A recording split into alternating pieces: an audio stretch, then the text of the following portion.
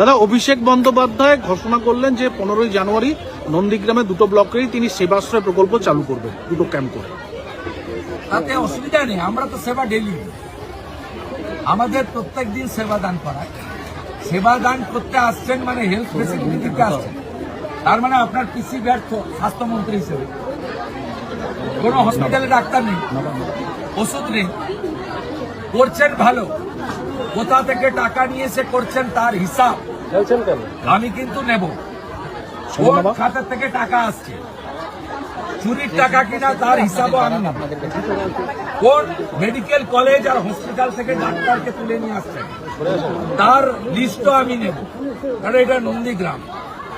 আর ভোটের আগে মমতা ব্যানার্জি অনেক কিছু দিতে চেয়েও নন্দীগ্রামের হিন্দুদের কিনতে পারেনি।